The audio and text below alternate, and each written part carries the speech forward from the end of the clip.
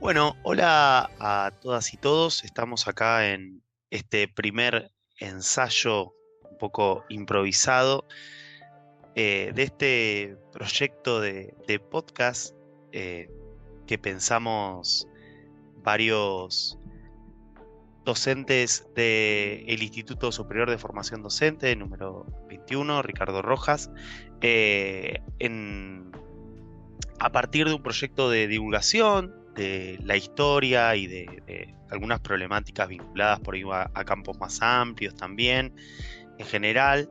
eh, y a partir de esta iniciativa se nos ocurrió un poco la idea de que las inquietudes, lo que estamos charlando, lo que estamos pensando, lo que venimos leyendo, escribiendo, digo, que muestra un poco nuestros intereses, nuestras búsquedas, y que viene siendo animado un poco por el espíritu justamente de pensar la idea de la divulgación, ¿sí? Del conocimiento histórico, esto es, de poder compartirlo con espacios dentro, pero también fuera del mundo académico, sobre todo fuera.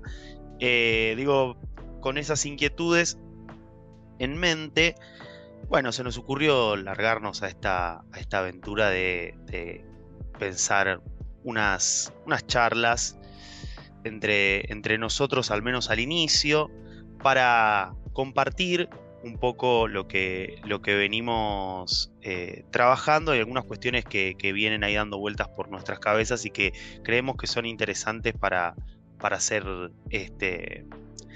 escuchadas, en este caso, vistas. Bueno, vamos a tener ahí un ligero soporte visual, y compartidas seguramente que sí.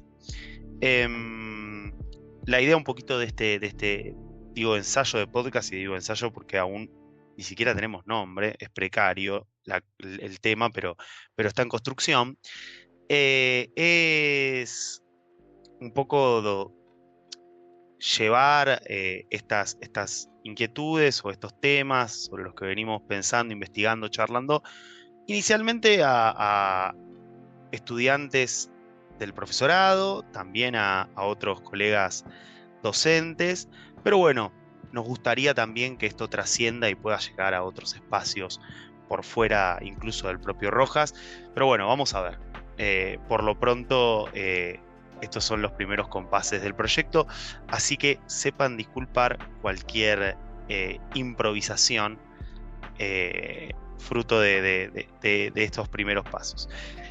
Para arrancar con este primer episodio, eh, que se nota que es primer episodio porque yo siquiera me presenté.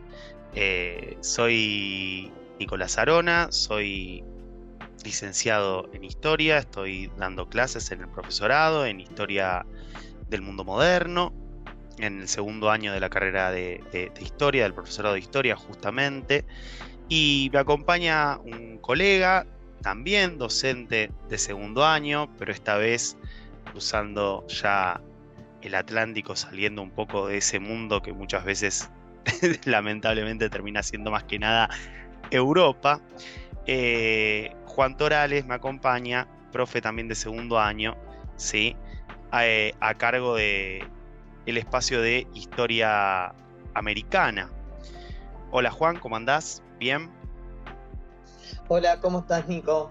Muy bien, muchas gracias por la presentación. No, por favor, por favor. Eh, no sé si querés sumar algo más. No sé si estuve correcto en esta introducción que acabo de improvisar. No, estuviste muy bien. Solamente recordar, soy profe de historia de la casa del Instituto Rojas. Ujú. También soy profesor de geografía también por la misma casa. Y bueno, como bien dijiste, actualmente me desempeño en historia americana de segundo año de la carrera. Buenísimo. Bien, bien. Dos campos que seguramente si las y los estudiantes que nos están escuchando se deben ver un poco ahí identificados en esos recorridos, porque quizás tengamos también muchos estudiantes que están pensando las dos carreras en paralelo. Además, hemos hablado de cómo es algo que suele abundar en el profesorado nuestro, en el Rojas y en otros también, ese doble recorrido. Bueno, Exactamente. Igual, sí, una pequeña aclaración en ese sentido, en algún momento se podía hacer un empalme de primer y segundo año, Ahora recordemos que los profesorados terciarios de Historia y Geografía están en una reforma, Sí, y esa reforma justamente en algún punto lo que hizo es dificultar un poco tal vez ese traslado que antes se podía hacer de una claro. forma más automática.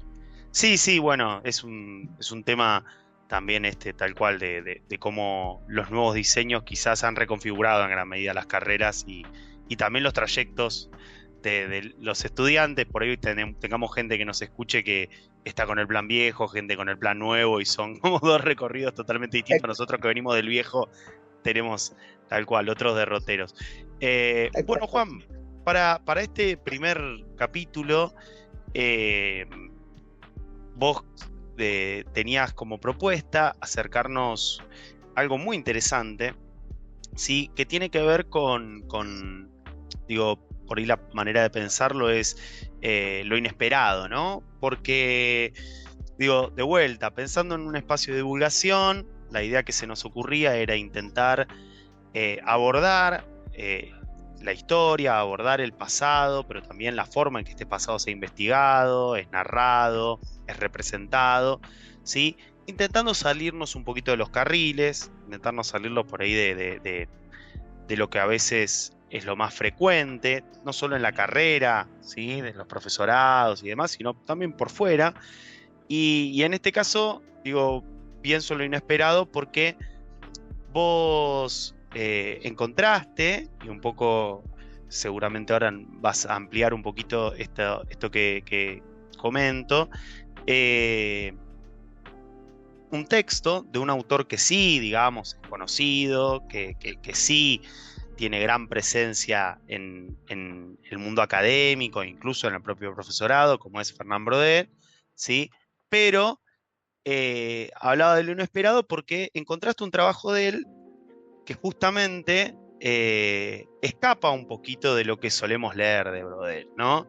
Y que nos sirve para pensar por ahí justamente algunos caminos poco transitados, ¿no? Sobre la obra de este gran historiador de Annals, que se vinculan sorprendentemente con el Río de la Plata, ¿sí? Así que nada, contanos un poquito qué es lo que has estado leyendo, qué es lo que has estado investigando, recorriendo y un poco por qué pensaste en sea digamos, tu primer aporte, si querés, a este proyecto que estamos encarando de divulgación. Bueno, eh, esto forma parte de un doble proyecto, si se quiere. Yo estudiando en la Universidad Nacional de Luján, teníamos que elegir un idioma justamente en la carrera haciendo la licenciatura de historia. Yo, por supuesto, elegí el francés, y en ese sentido, en uno de los proyectos de Francés 3 se proponía la traducción de un texto que tenga que ver con la carrera de uno y con la formación de uno. Eso me llevó a buscar varios artículos, y al mismo tiempo también empalmando un poco con la materia que yo doy en el Rojas, me encontré con un texto que no había sido traducido al español, de la revista de Annals, justamente. Este texto es, como vos dijiste, de Fernán Brodel, fue escrito en 1948. Lo interesante es que estamos acostumbrados a un Brodel que nos hable del Mediterráneo o del mundo mediterráneo. Sin embargo, este texto nos habla de sus conocimientos sobre lo que fue América del Sur colonial, y eso es lo que lo volvió muy interesante. Y otra cosa muy interesante, justamente, no estaba traducido al español. Claro. Cosa que es muy poco frecuente, teniendo en cuenta que es uno de los grandes historiadores, ¿sí?, que dirigió por mucho tiempo esta gran revista, que es la revista Los Anales de Economía, Sociedad y Civilización en Francia, lo que Peter Bourdieu llamó como la gran revolución historiográfica. Claro.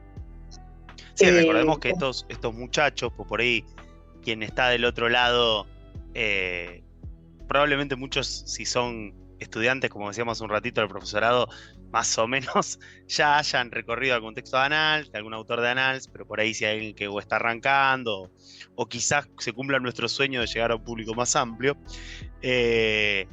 digo, la importancia de Annales dentro de la historiografía, ya no francesa, sino, digo, mundial, occidental, si querés, es trascendental, ¿no? Digo, por eso, digo, no solo dentro de, si ya Annales, digamos, tiene un peso enorme en la historiografía del siglo XX, Brodé, ¿sí? Destaca dentro de ya un espacio destacado, ¿no? Te digo, Exactamente. que haya sido por este lado no es casual también.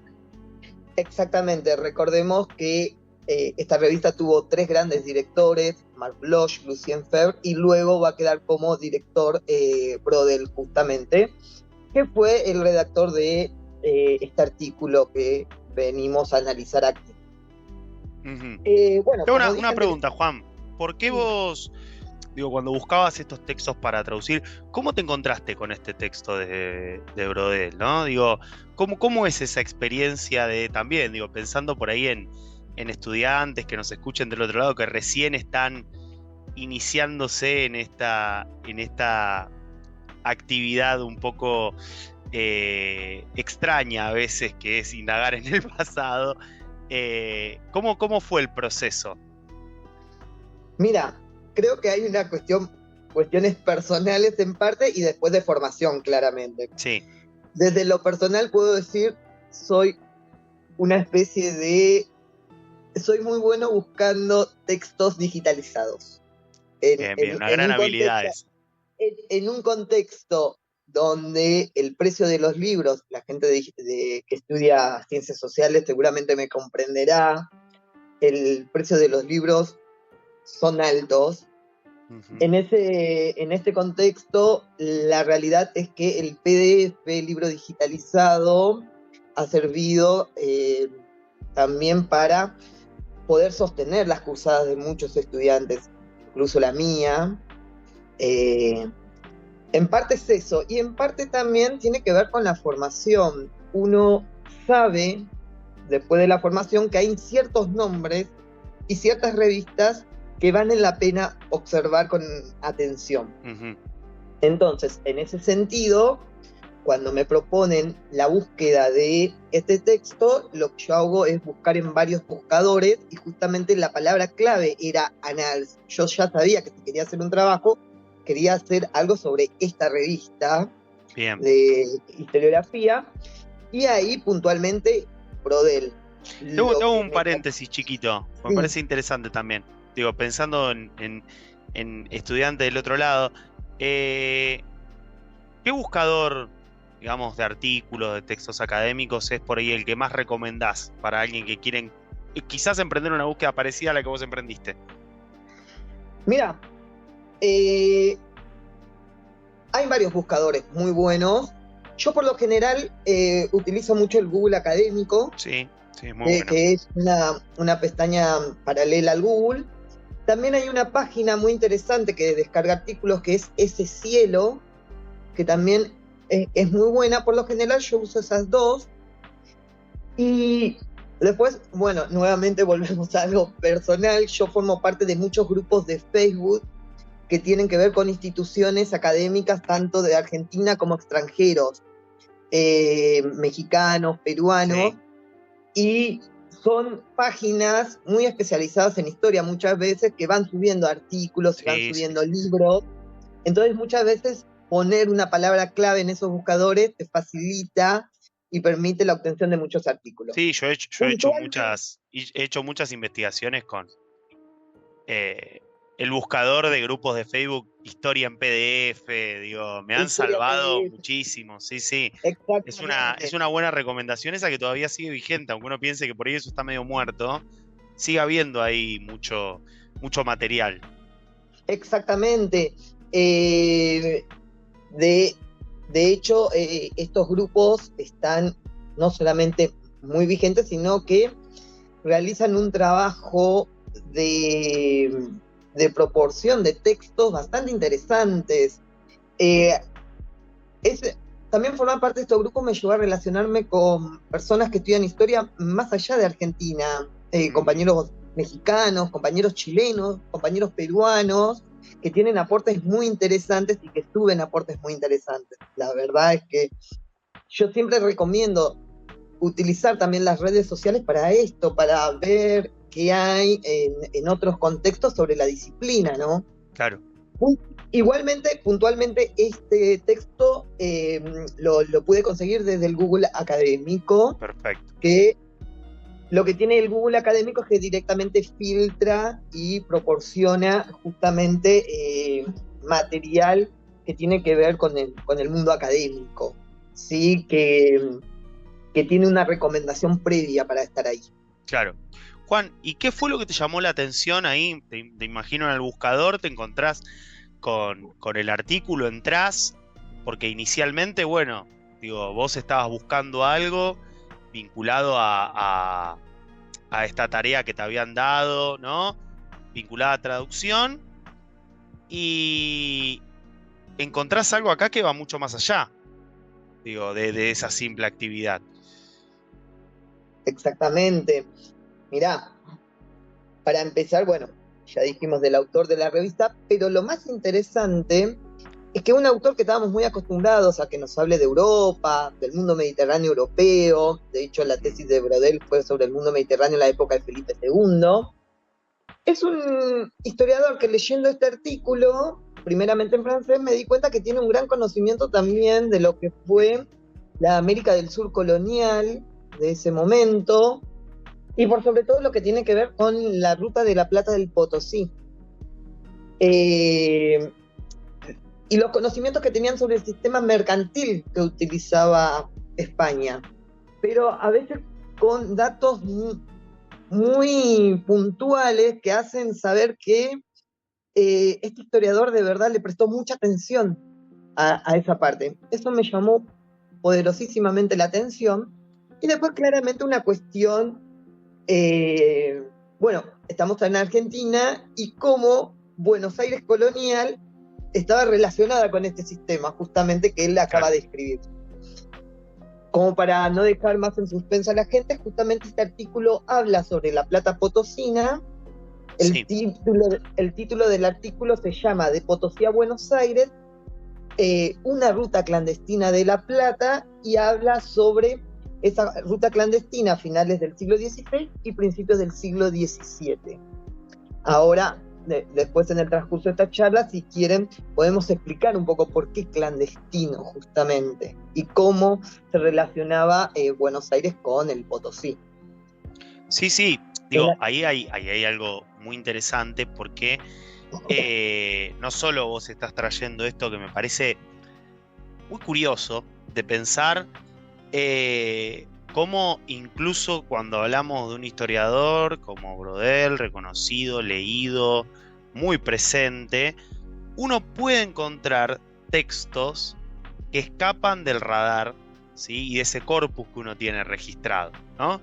Y cómo incluso podés encontrar textos que habían escapado de tu radar, pero que están profundamente vinculados con algo que nos recontratraviesa, como es justamente las lógicas del contrabando asociadas a Buenos Aires. Digo, el texto era súper pertinente para la historiografía nuestra y no lo teníamos.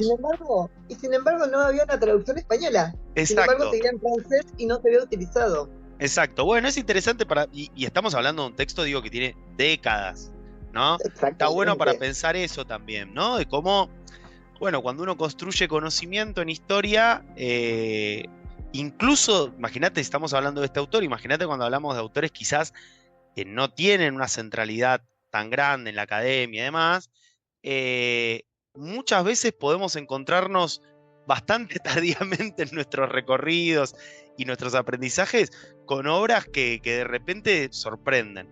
Y en relación a esto, vos hablabas un poquito del papel del contrabando de Buenos Aires, digo,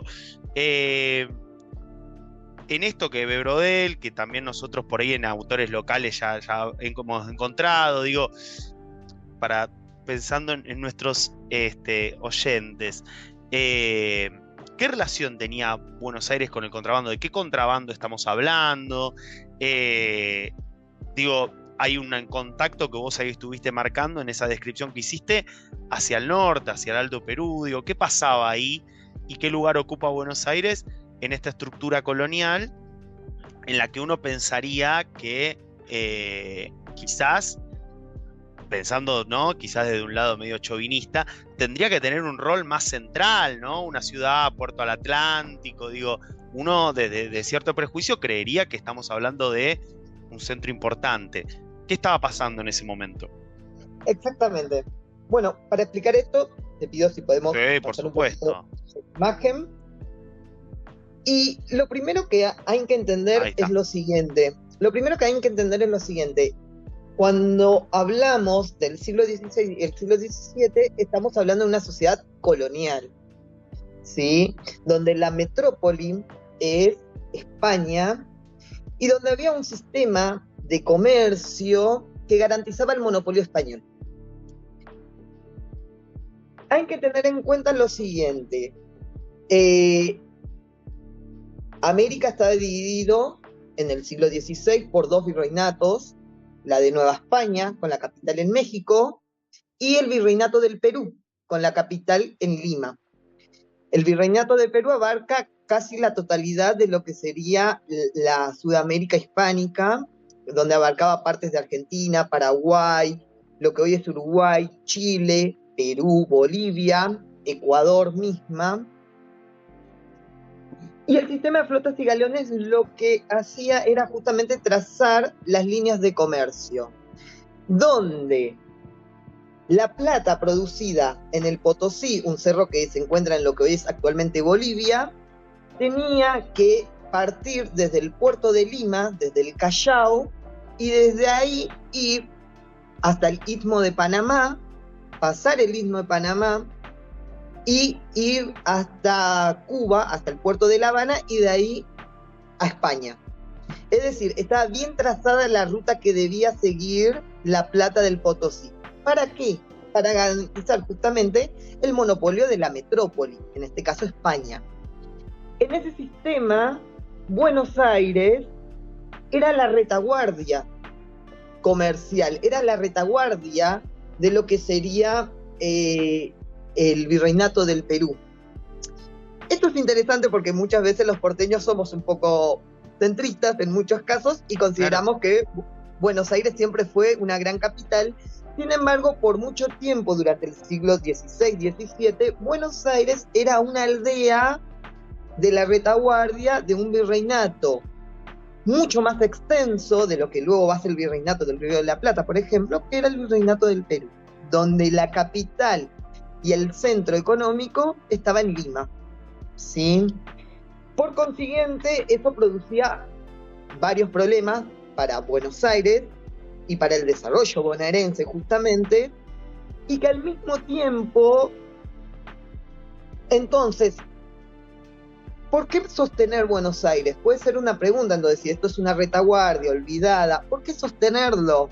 Bueno, lo que plantean muchos historiadores es justamente que Buenos Aires es necesario como una forma de defensa justamente a este centro minero y económico, que es el Potosí, Perú, porque recordemos que en el Brasil tenemos la presencia portuguesa que viene avanzando. Entonces Buenos Aires va a funcionar muchas veces como una especie, si se quiere, como una retaguardia, pero una retaguardia necesaria para resguardar las rutas hacia las minas de plata, ¿sí? Que es el Potosí. Al mismo tiempo, otro de los problemas es que al ser la retaguardia y con todo el comercio llegando desde Lima, lo que hace es que los pocos productos que puedan llegar a Buenos Aires lleguen con precios altísimos. Por consiguiente, la supervivencia de la misma Buenos Aires siempre se vio en peligro en este tiempo.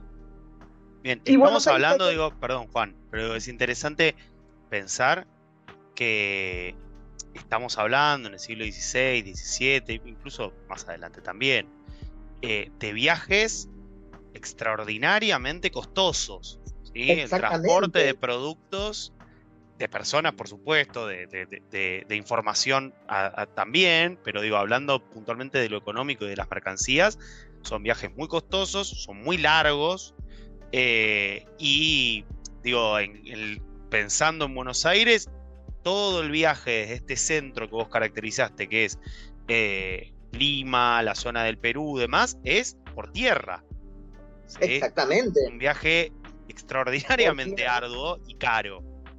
Sí, además tener en cuenta que las minas del Potosí se encuentran también en altura, por consiguiente es a lomo de mula, básicamente, y luego, bueno, la ruta por el Pacífico, ¿sí? En barcos de esa época, ¿no?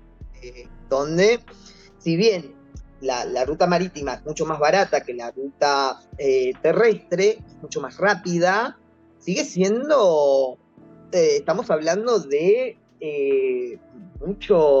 mucha distancia y mucho tiempo, No, por supuesto. justamente. No, y eso es tan así que los únicos productos que se van a transportar durante la mayor parte del periodo colonial entre América y Europa son productos que en relación costo-beneficio, pensando en el viaje, puedan rendir, que son poquísimos. Exactamente. Son los metales preciosos, algunos cultivos de plantación y esclavos. Digo, es lo único que justifica la inversión del viaje. Exactamente, de hecho, el primer producto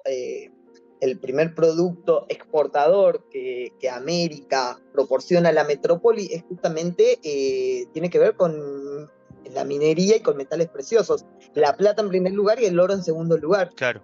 En el Virreinato del Perú, el primer producto de exportación es la plata, porque es el único producto que en este juego de costos-beneficios da grandes beneficios a la metrópoli. Bien. Exactamente. ¿Y qué observa, digo, volviendo a nuestro amigo Brodel, qué observa Brodel que pasa con esta plata y Buenos Aires?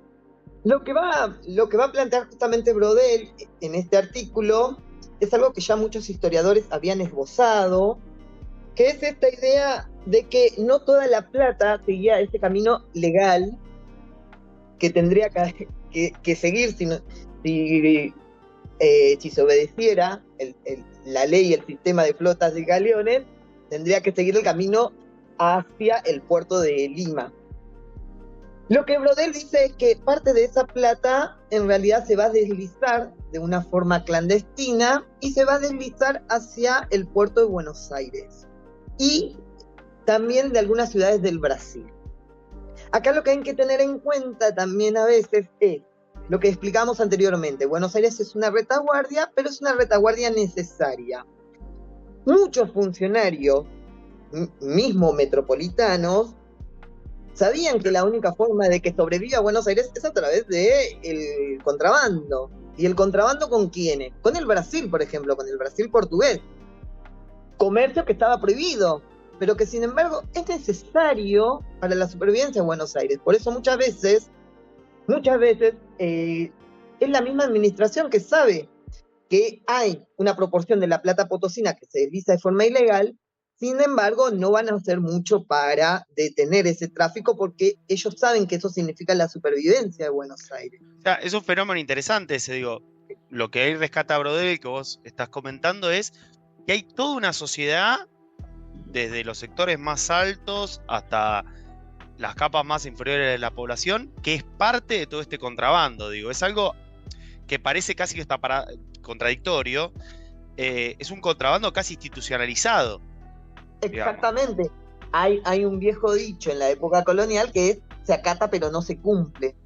Al rey se le dice que sí, al rey se le dice por supuesto, pero en la práctica y en la lejanía con la metrópoli, bueno, hay cosas que no se pueden cumplir. Si se cumplía rajatabla con este sistema de comercio para garantizar el monopolio de la metrópoli, significaría el fin de estas ciudades, por ejemplo, Buenos Aires. Y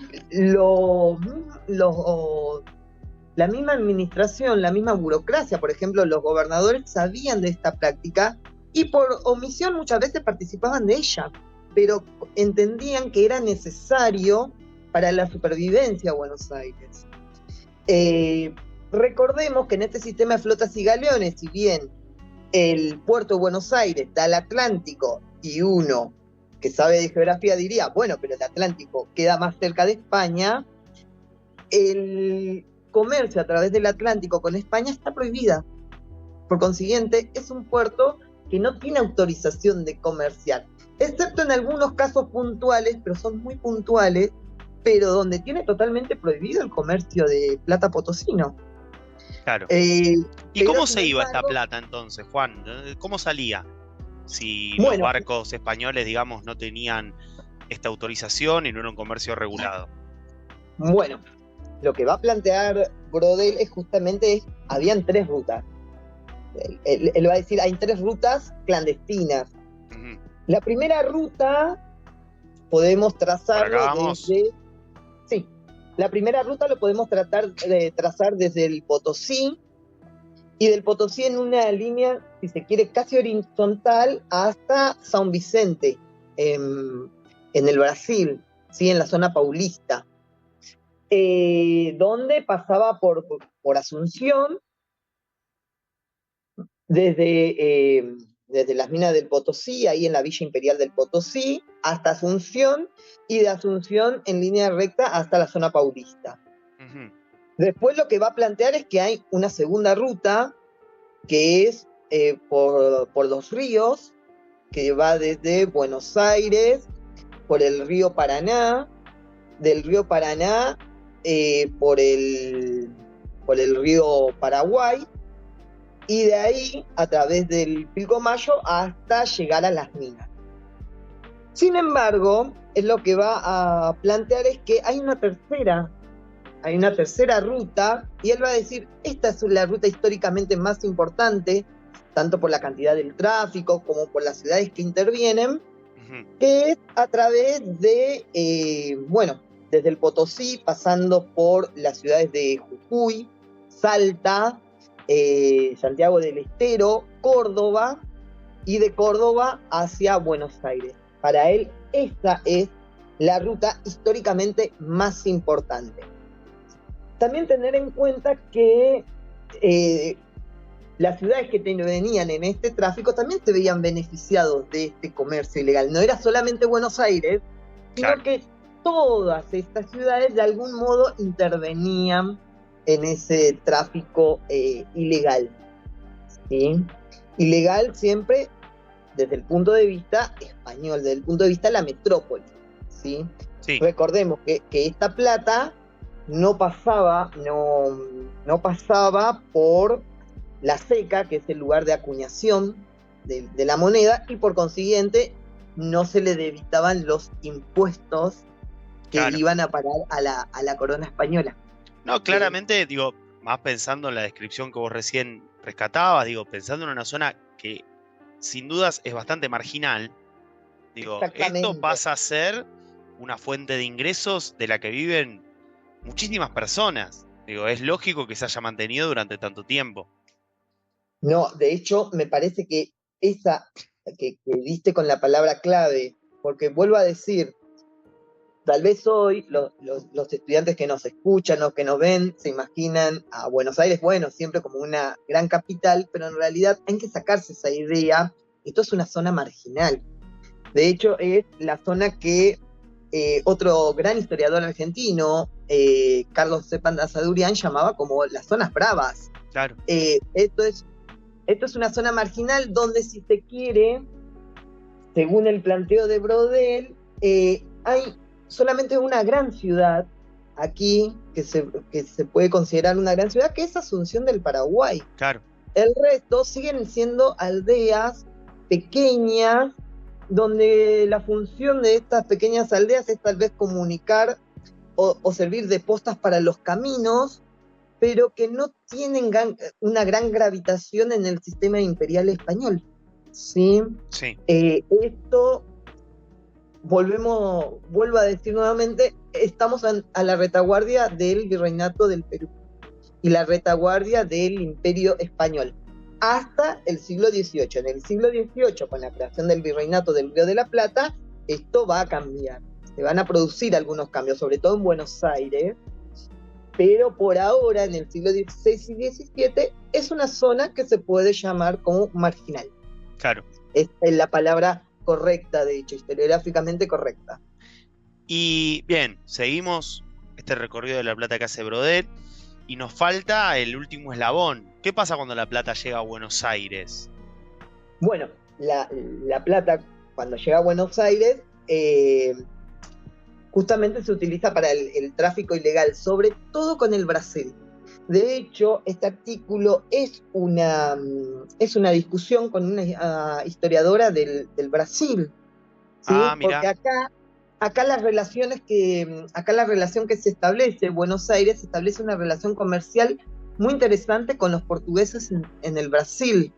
De hecho, hubo varios intentos de tratar de controlar y de detener muchas veces esas relaciones comerciales. Pienso, por ejemplo, cuando se produce la independencia del Brasil de la corona española, del Portugal, perdón, con la corona española. Sin embargo, no se va a poder detener porque justamente, como habíamos dicho antes, es necesario ese comercio ilegal. Bien. Pero Buenos Aires muchas veces obtiene los productos necesarios para sobrevivir de los portugueses, porque si esperan que lleguen los productos del sistema legal de flotas y galeones, llegan o a muy altos precios o llegan productos que los despojos, si se quiere, lo que ha sobrado del comercio legal.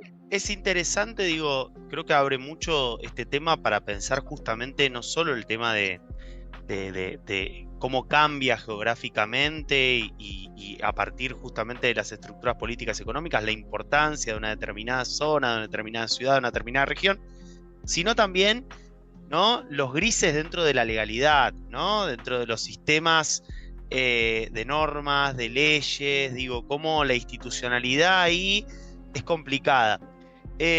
Nada, el tema es muy interesante, nos queda poquito tiempo, ¿sí? Estamos con lo justo, así que no sé si querías agregar algo, si no... Quería agregar una cosa más que tiene que ver con el fin de este tráfico ilegal. Sí. Esta historiadora portuguesa, Alice Canabrava, lo que va a plantear es que el fin de este sistema ilegal se dio por la creación de la aduana de Córdoba, una aduana justamente para detener. Brodel acá discute, y en ese sentido concuerda mucho con otro gran historiador argentino, que es Alperín, porque Brodel lo que va a plantear es, en realidad, la aduana de Córdoba no es la responsable del fin de este tráfico, porque podía ser burlado fácilmente, básicamente, sino que el fin de este sistema va a ser justamente lo que lleve también al fin del sistema de flotas y galeones, que es el agotamiento paulatino en un principio y después vertiginoso de la plata del Potosí. La superexplotación de las minas del Potosí, el agotamiento del mineral, es lo que va a llevar a la desestructuración y al hundimiento de este tráfico, tanto del tráfico legal del sistema de flotas y galeones, como también del tráfico ilegal que conectaba el Potosí con Buenos Aires. Y al mismo tiempo, en el siglo XVIII, con la creación del Virreinato de la Plata, este tráfico que era ilegal, finalmente va a ser la legal cuando el Potosí, ya en una debacle en la producción minera, forme parte también del Virreinato del Río de la Plata y donde el puerto de salida de la producción minera sea justamente Buenos Aires. Ahí un poco también el cierre de esta ruta. Legalizando esto que en este momento es ilegal. Sí, es interesante pensar esto, ¿viste? Esas dinámicas.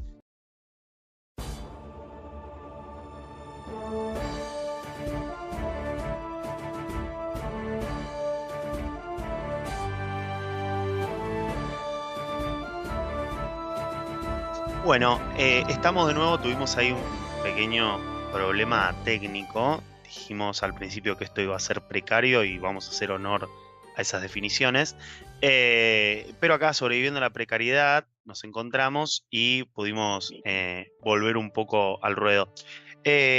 Bueno, estábamos con Juan conversando de un poco cómo termina todo este proceso de esta ruta ilegal, pero bastante institucionalizada, de contrabando de plata potosina a través de Buenos Aires.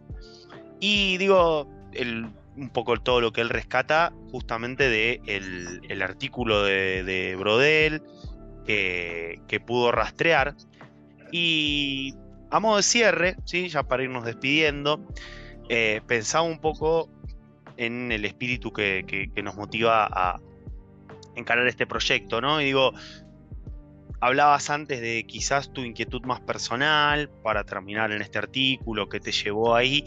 Digo, a la hora de pensarlo como algo a compartir en este podcast o en este espacio, pensando en los estudiantes que están del otro lado, o quizás quienes les interese este contenido que estamos haciendo, pienso qué sentido, ¿sí? O qué crees vos que puede decirnos, ¿no? Que nos interpele todo este recorrido que hace Brodel, ¿no? Sobre el contrabando en Buenos Aires, sobre lo que ocurría en esta zona que hoy va a terminar mucho tiempo después siendo nuestro país, ¿sí? En el siglo XVI-XVII. Digo, ¿por qué crees que es una historia que hay que rescatar? ¿Por qué crees que es una historia que está bueno contar? ¿Sí? Que está bueno revivir, que está bueno revisitar. Digo, ¿qué crees que nos puede decir a quienes habitamos este presente? ¿Por qué es interesante de ese lugar? Bueno, me estás habilitando una respuesta muy amplia. Yo lo pienso en varios sentidos. En primer lugar, como profesor de historia, justamente conocer parte de la historia de lo que luego va a ser la historia de nuestro país y de la región. También lo pienso como parte de esta idea de que somos América Latina y entender que por mucho tiempo fuimos una sola unidad administrativa. El Virreinato del Río de Perú y del Río de la Plata abarcó países que hoy por hoy son países independientes y muchas veces vemos como las diferencias, qué nos diferencian de esos países, y comprender a veces o ver la historia colonial o la historia de este tráfico, a veces también nos sirve para entender que por mucho tiempo fuimos una sola unidad administrativa y que tenemos muchísimo en común. Y que se puede pensar, por ejemplo, en una unidad de América Latina pensando en lo común, en lo que nos une como América. Yo siempre trato de ver eso y muchas veces termino discutiendo esta cuestión. Cuando escucho casos de discriminación o comentarios sobre, por ejemplo, población inmigrante, y yo digo, pero pará, sí, por mucho tiempo esto fue solo una unidad administrativa. Después en las crisis revolucionarias hubo división de países, sí, y que por supuesto enraizaron mucho en nosotros, pero también es interesante entender que por mucho tiempo estuvimos, si bien desde una relación colonial, pero por mucho tiempo esto fue solo una unidad administrativa. Vuelvo a decir que fue el Virreinato del Perú, que era mucho más abarcativo, y luego el Virreinato del Río de la Plata, donde estaban los actuales países de Paraguay, Uruguay, parte de Chile y de Bolivia. Entonces también me parece muy interesante. Viniendo al proyecto puntual, este es un proyecto que encaramos entre algunos profesores de historia del Instituto Rojas, y yo creo que una de las finalidades es tratar de acercar la historia a tanto los compañeros estudiantes de la carrera, tratar de incentivar a la búsqueda, tratar de incentivar a la curiosidad, si se quiere, sobre la historia, y al mismo tiempo tratar de acercar la historia a tal vez estudiantes de otras carreras o profesores de otras carreras que no son propiamente de historia, pero tratar de acercarlos también hacia la historia y hacia las inquietudes que tenemos muchas veces los profesores de historia. Y además, fíjate vos cómo hablábamos al principio de esto, ¿no? También está bueno entender que nunca ninguna puerta está cerrada. Como de repente un googleo, ¿sí? Más allá de que sea usando un soporte un poco más riguroso como es Google Académico, digo, pero una búsqueda vinculada a una materia termina revelando un tesoro un poco, que es esto que vos encontraste. Digo, esto el día de mañana le puede pasar a un estudiante que esté del otro lado y que quizás buscando material para un trabajo termine encontrando algo que acá es poco conocido, que, digo, porque escrito hay mucho, pero a veces los circuitos de circulación de conocimiento no siempre están todos los aceitados que deberían estar. Y digo, eso también está bueno, ¿no? Pensar cómo desde todos los Exactamente. roles, el rol del investigador, el rol del docente, el rol del estudiante, uno de repente puede encontrar algo que se convierta en un aporte, ¿sí? Digo, Exactamente. me parece También interesante. entender que muchas veces se toma el rol del profesor de historia como la persona que da clases, pero también el profesor de historia eh, un, es una especie de investigador, y todo el tiempo se la pasa investigando, todo el tiempo estamos buscando. Tengamos en cuenta que también la historia en estos últimos años ha hecho aportes, los historiadores han hecho muchos aportes muy interesantes y muchos, y por consiguiente a veces se pierde algunas cosas, y bueno, es rastrear. Nuestro trabajo también requiere de rastrear continuamente y también incentivar a la conversación con otros colegas. Seguro. La conversación con otros colegas nos abre muchas fronteras. Yo no podría haber encontrado esto si, por ejemplo, previamente no charlara y no hablara con otros profesores del área y que también nos mostraran. También investigar sobre esto también teje redes entre los mismos colegas. Clarísimo, Juan. Sí, sí, comparto totalmente. Y bueno, a quienes estén del otro lado, entonces, nada, no se acobarden ante los caudales de textos que andan circulando por la web y quizás el próximo documento que encuentren ahí en una búsqueda en algún grupo medio oscuro de Facebook de PDFs de historia pueda hacer un aporte extraordinario a sus compañeros, compañeras, al recorrido que estén haciendo. Digo, así que a animarse y a tomarse el tiempo y ir desarrollando esa destreza que no es menor. Juan, nos vamos despidiendo, si te parece. Ha Dale. sido, ha sido un placer. Y nos esperemos encontrarnos seguramente en un futuro capítulo, quizás, no prometemos nada, con algunas destrezas técnicas un poco más desarrolladas, pero con las mismas ganas de charlar sobre historia y compartir un poquito estos recorridos. Un abrazo, Juan. Un Saludos gusto, a todas y Nico, todos y como que anden siempre. bien.